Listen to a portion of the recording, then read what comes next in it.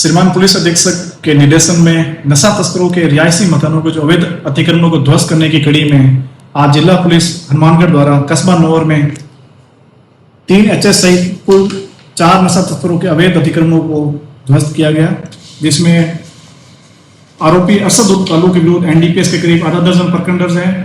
दूसरे जो आरोपी अजरू उर्फ अजरुन के विरुद्ध एनडीपीएस सहित हत्या के प्रयास के करीब 2 दर्जन से अधिक प्रकरण दर्ज है। तीसरे आरोपी सद्दाम उर्फ शहनवाज के विरुद्ध भी हत्या के प्रयास, आर्म्स एक्ट के करीबन 1 दर्जन मुकदमे दर्ज है। आरोपी अमीर के विरुद्ध भी एनडीपीएस के प्रकरण दर्ज है। इसी तरीके से आगे भी एनडीपीएस और अवैध मादक पदार्थों की तस्करी करने वालों के अवैध रिहायशी अतिक्रमणों की ध्वस्त करने की कार्रवाई की जाएगी।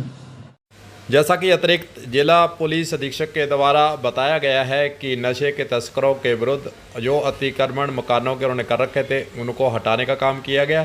कस्बा नौर के 3 हिस्ट्री शीटरों सहित 4 नशा तस्कर अरशद उर्फ कालू, अजरू उर्फ अजरुद्दीन, सदाम पठान उर्फ शहनाज एवं अमीर के रिहायशी मकान का अतिक्रमण ध्वस्त किया गया है।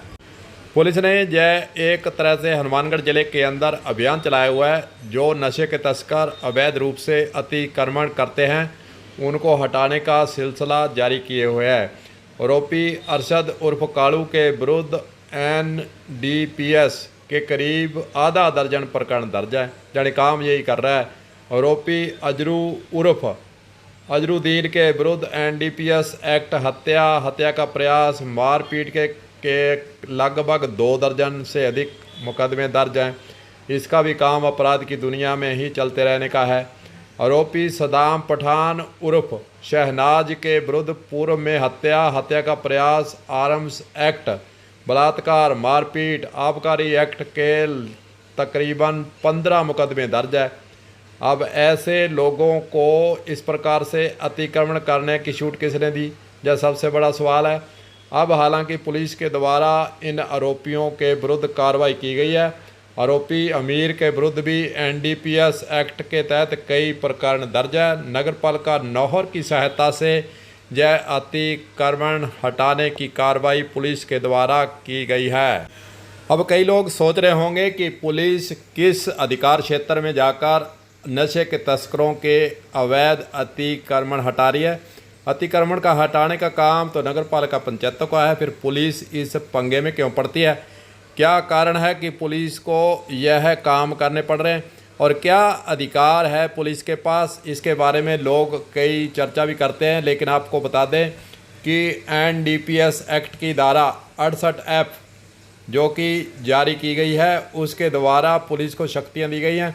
इसके तहत नशा तस्करों द्वारा अपराध के पैसों से बनाई गई अवैध संपत्तियों, मकानों और व्यावसायिक ढांचों को कुर्क, सीज या फ्रीज करने की कार्रवाई की जाती है।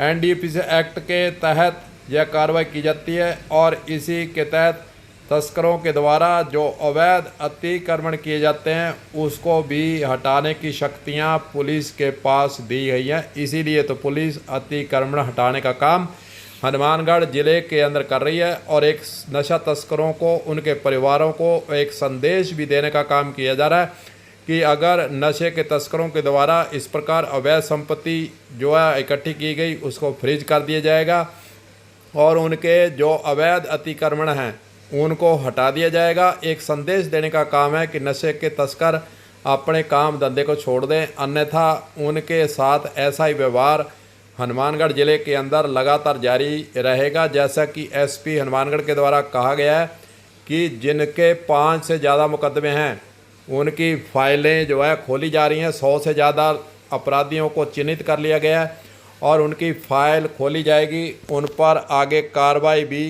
की जाएगी। सबसे बड़ी बात यह लागू की जा रही है कि जिनके 5 से ज़्यादा मुकदमे हैं उनकी फ़ाइल को खंगाला जाएगा, खोला जाएगा और जिनके ऊपर ज़्यादा मुकदमे दर्ज हैं उनकी संबंधित थाने में प्रतिदिन हाजिरी भी लगेगी ताकि उसका पता लग सके कि वह कहाँ रहता है, कहाँ जाता है, क्या करता है। उसकी गतिविधियों पर पुलिस की द्वारा लगातार नज़र भी रखी जाएगी। जो 12-12, 13-13, 2-2 दर्जन मुकदमे दर्ज जिनके विरुद्ध है और वह अपने धंधे को छोड़ नहीं रहे हैं, आपराधिक दुनिया को छोड़ नहीं रहे हैं।